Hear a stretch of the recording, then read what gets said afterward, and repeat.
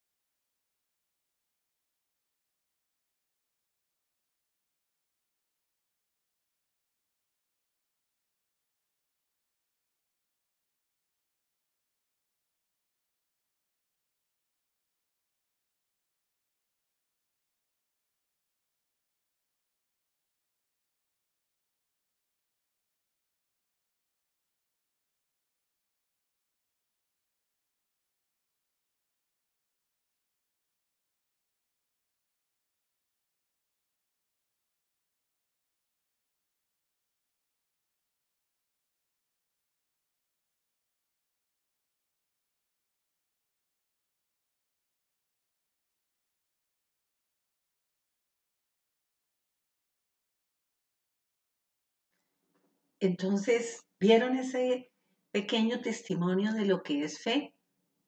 Ese dudar a veces es falta de fe. No creer es falta de fe. Pues bien, también nosotros vamos a hablar de lo que es la esperanza. Y la esperanza siempre será como un estado de ánimo muy optimista en el cual nos lleva a querer tener algo, a desear algo, a esperar ese resultado de algo. Es querer conseguir algo, tener un logro, alcanzar una meta. Por ejemplo, a veces ante una enfermedad terrible uno dice, bueno, pero tengo esperanza y fe que con estos medicamentos voy a salir adelante.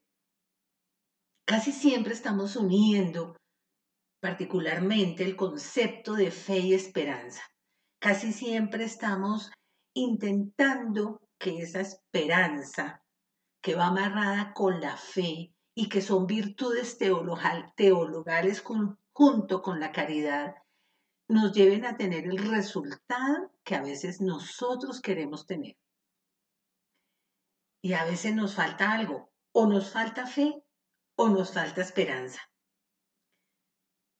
o nos faltan las dos, pero casi que una no puede ir tan amarrada a la otra, ni podemos sentir que somos faltos de fe si no tenemos esperanza o faltos de esperanza si no tenemos fe. Porque si bien es cierto que nosotros seguimos siempre pensando y anhelando tener esa esperanza, podemos encontrar testimonios como este. Alabado sea Dios, Padre de nuestro Señor Jesucristo, por su gran misericordia nos ha hecho nacer de nuevo mediante la resurrección de Jesucristo para que tengamos una esperanza viva. Entonces, esa esperanza se puede traducir en que la esperanza nos purifica, en que la esperanza tal vez nos lleva a estar en un estado en el que somos tal cual nosotros y nos mostramos con esa confianza que aporta fuerza y tranquilidad, o tal vez la esperanza cuando no encontramos el resultado que queremos tener, perdemos esa fe y perdemos esa esperanza. Son interrogantes que cada uno de nosotros podemos responder. Es difícil encontrar el punto donde esa esperanza llegue a encontrarse con la fe, pero también es muy difícil no tener la una sin la otra. Así que cada uno de nosotros en ese análisis que hagamos podemos saber cuándo nuestra fe se debilita, cuándo nuestra fe es fuerte, cuándo nos debilitamos ante un suceso que nos esté pasando. Así que los voy a dejar aquí con algo muy importante, muy lindo para que pensemos si esa esperanza es lo que nosotros necesitamos. Y ese ser, esa fuerza que nos da la esperanza y la fe, ¿están unidas en un milagro? ¿Acaso la esperanza me lleva al camino de la fe o la fe me lleva al camino de la esperanza o la esperanza al de la fe o los dos me llevan a un milagro?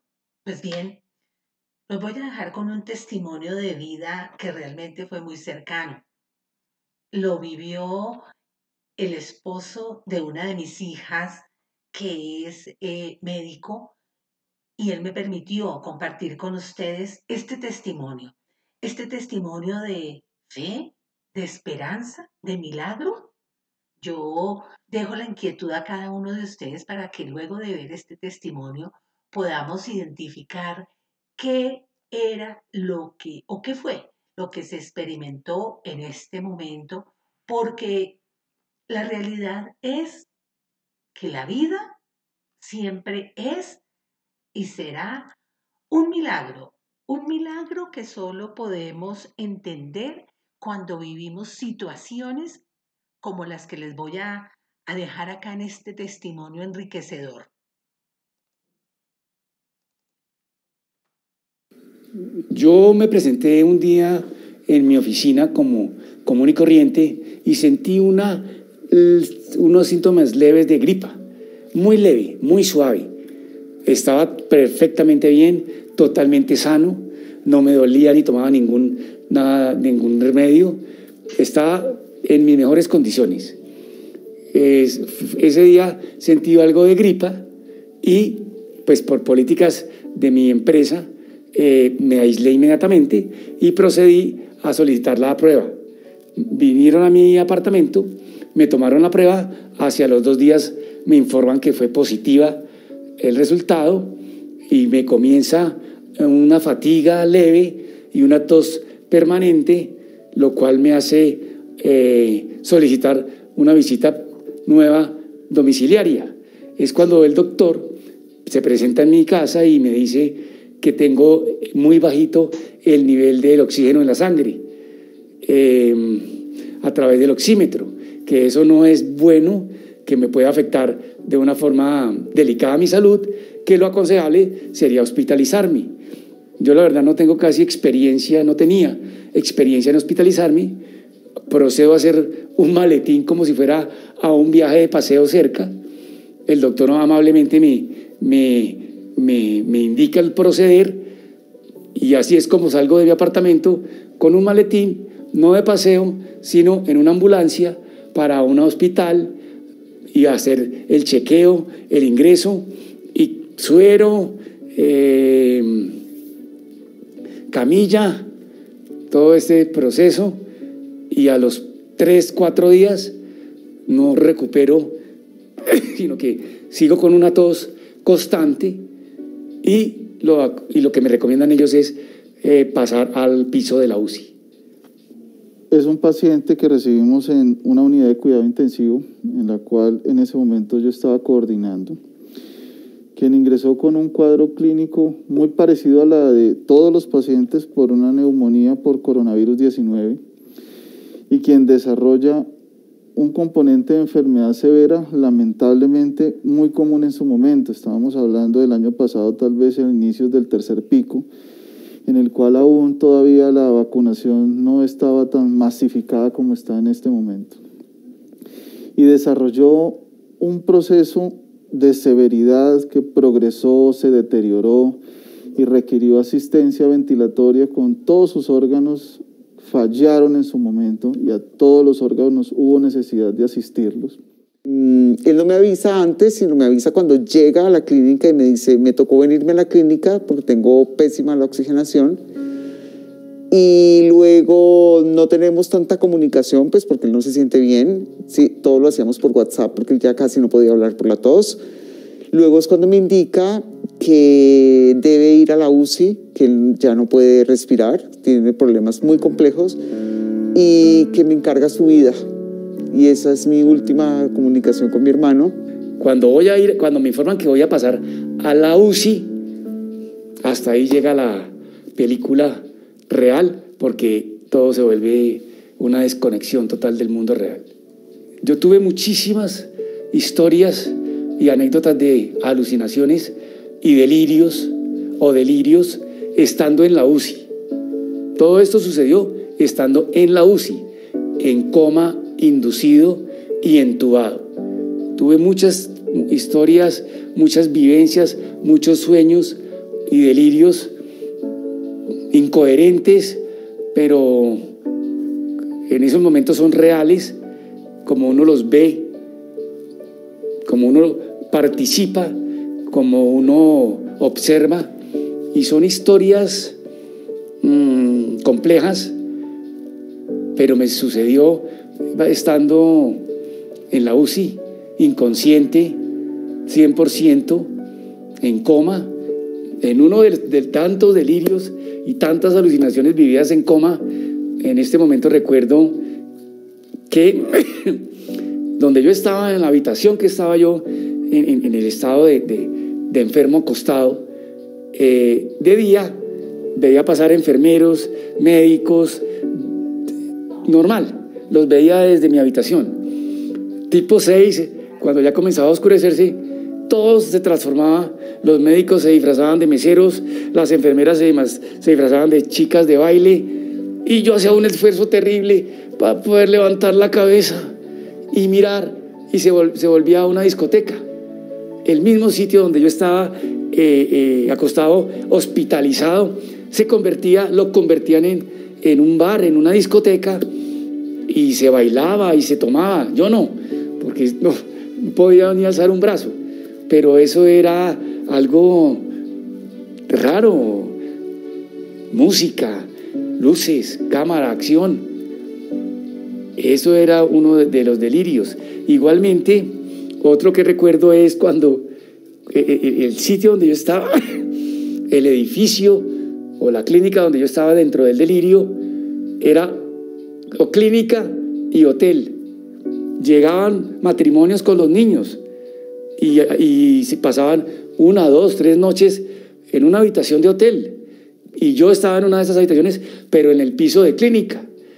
Había piscina en cada piso, y en el piso que yo estaba tenían una nutria. En el día la dejaban en un balde a la nutria y juiciosa se quedaba. En la noche la sacaban cuando iba la gente de la piscina a que pasara toda la noche la nutria feliz en su piscina. También, como anécdota, pues me hicieron una despedida cuando fallecí, porque dentro de los delirios fallecí muchas veces. Me hicieron una despedida con honores, con caballos, que los adoro. Adoro ese animal en mi vida real, y me hicieron una despedida con honores de la empresa, con unos caballos perfectos, con bombos, platillos, pero yo miraba, yo siempre estaba observando todo lo que me hacían en estos delirios, en estas alucinaciones. Hubo uno en que estaba yo en la funeraria, muerto para todo el mundo, pero yo vivo para mí, yo vivo. Entonces me meten en una cajita y dicen que no, que me dejen ahí en un cuartito y me van a enterrar, pero yo estoy vivo. dentro de ese delirio. Entonces hay situaciones que te presionan y te hacen sufrir estando en el delirio. Es más lo que se sufre que lo que se goza. Las alucinaciones, las pérdidas de la percepción de la realidad en medicina, no solo en cuidado intensivo, sino en general en medicina, hacen parte de las situaciones de manifestaciones cerebrales de enfermedades a veces graves, a veces no tan graves, y se llaman delirium. Es decir, en cuidado intensivo, la pérdida de la relación con el medio, el perderse en cuánto tiempo lleva hospitalizado, en el lugar donde se encuentra, en la ciudad donde se encuentra, puede ser efecto de algunos medicamentos que usamos al diario vivir, puede ser efecto de la misma enfermedad, y en la mayoría de las oportunidades son estos factores que son combinados, desarrollan esos fenómenos de pérdida de la percepción de la realidad que llamamos delirium, y hace parte de lo que puede pasar en un paciente en condición crítica. El doctor Medina un día se acerca a mi habitación, estando yo en reposo, en recuperación, muy recién salido de la UCI, y yo estaba solo. Él llega a la habitación, me saluda, chequea los equipos y las máquinas que yo tenía en ese momento, y me miraba mucho, muy de forma detenida, me observaba bastante. Yo le di las gracias, como pude en ese momento, de estar vivo, de haber salido de una UCI. Le di las gracias y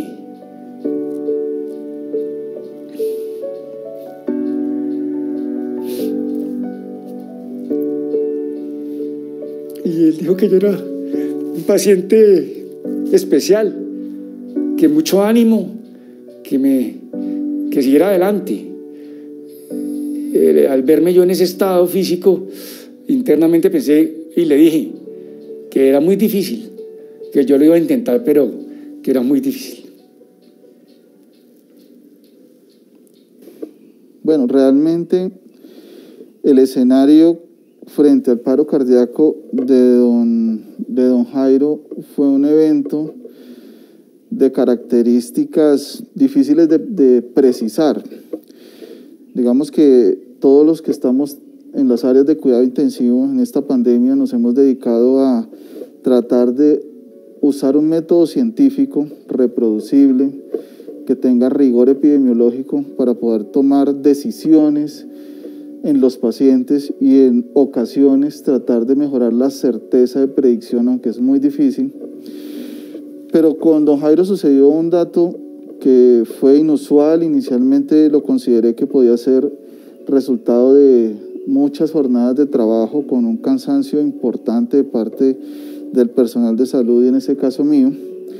Y fue que estaba de turno ese día, en horas nocturnas, y vi a don Jairo caminando frente a mí, pasando frente de unos ascensores, el cual estaba cerca del lugar donde yo estaba trabajando en un computador.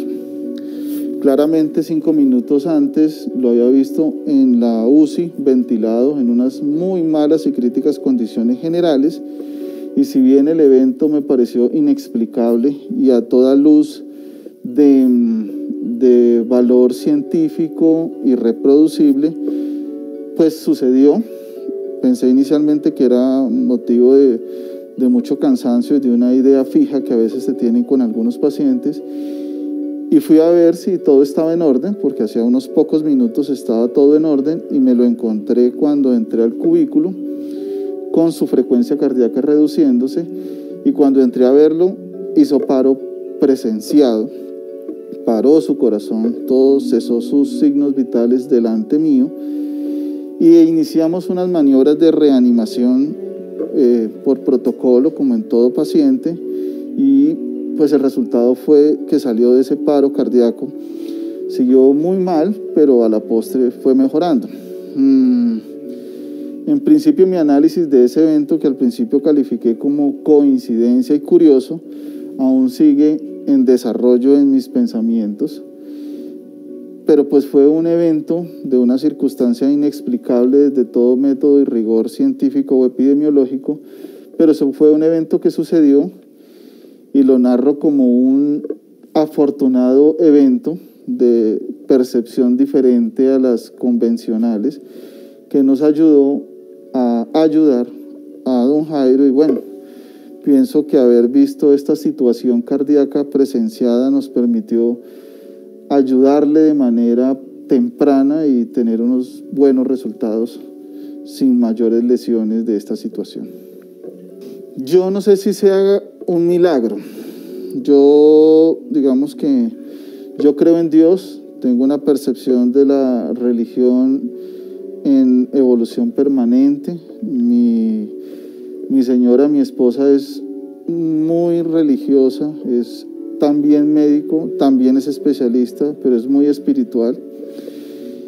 Y he comenzado a construir un proceso de espiritualidad más sólido que el que tenía antes. Para mí fue un afortunado evento de percepción no regular, no convencional, llamémoslo conexión espiritual, si se pudiera calificar de tal manera, ya que hasta el momento no he podido nominarlo, pero nos sirvió a todos para ayudarle y probablemente esto me haría pensar por momentos que la vida de don Jairo está destinada a hacer cosas muy grandes, porque probablemente una situación más allá de lo explicada lo tiene hoy ayudándole a sobrevivir de esta situación de enfermedad crítica en que él estuvo. Yo creo que el doctor Medina fue mi gran compañero, porque con él fue que fui aprendiendo de qué se trataba esto, y adicionalmente tuve la oportunidad de ir un par de veces a la UCI a ver a mi hermano. Fue un choque muy fuerte, primero porque yo me imaginaba que mi hermano, que ya llevaba muchos días allí, debía estar supremamente delgado.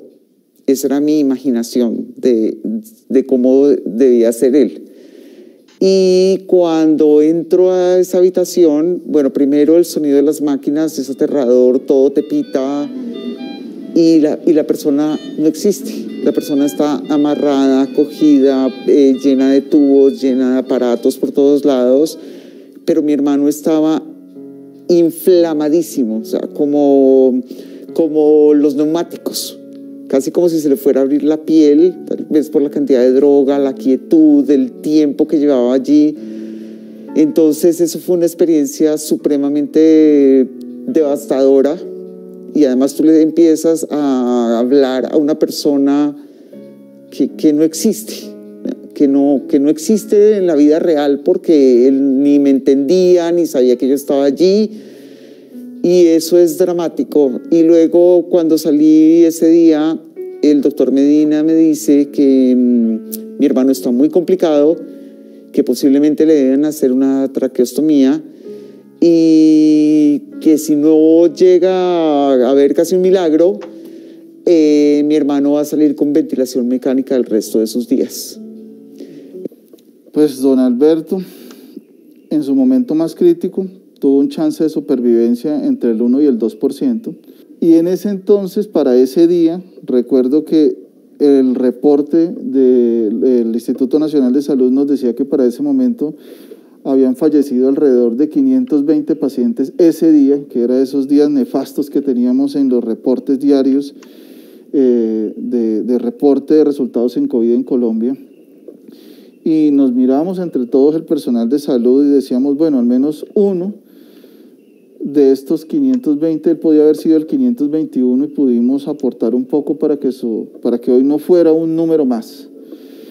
Y pasar de tener un chance de mortalidad de alrededor del 95 a 96%, basados en todos esos puntajes que llenamos de predicción de muerte, y poder saber que hoy día está en su casa gozando de una nueva oportunidad que le da la vida, pues es satisfactorio para todo el sistema de salud. Súper delicado, súper complejo. Nunca pensé vivir una situación de estas. No estaba vacunado porque en esa fecha no habían llegado las vacunas y por mi edad no tenía todavía la programación para haberlo hecho. Si no lo hubiera hecho como hoy, que ya tengo las 3 actualmente, me hubiera vacunado inmediatamente, pero no me correspondía, me tocó enfrentar esta difícil y complicadísima situación de recuperación. Pues darle gracias al doctor Medina, al grupo médico, a las enfermeras, que no se equivocan las personas de decirles héroes, realmente son eso y más. Darle gracias a Dios, a la Virgen, a la creencia que cada uno tenga y seguir adelante. Bueno, y ahora sí podemos decir, la vida es un milagro de fe, es un milagro de esperanza en muchos eventos, en muchos. Y ahora que nos han dicho que esto no lo utilicemos, pues pienso que es a criterio de cada uno de nosotros el utilizarlo o no y en qué momento. Pero bueno, la fe, la esperanza y los milagros para mí van de la mano. Y ojalá ustedes puedan hacer memoria de cuántos eventos no hemos vivido donde está presente ahí ese ser superior que nos acompaña, donde está presente siempre esa fe que tenemos y por supuesto esa esperanza. Y diciendo esto, los dejo con la esperanza de que nos encontraremos en la próxima actividad. Así que el cafecito para terminar este maravilloso relato de un milagro de vida. Gracias por estar acá, gracias por sus comentarios, gracias por compartir este video. Bueno, somos un milagro.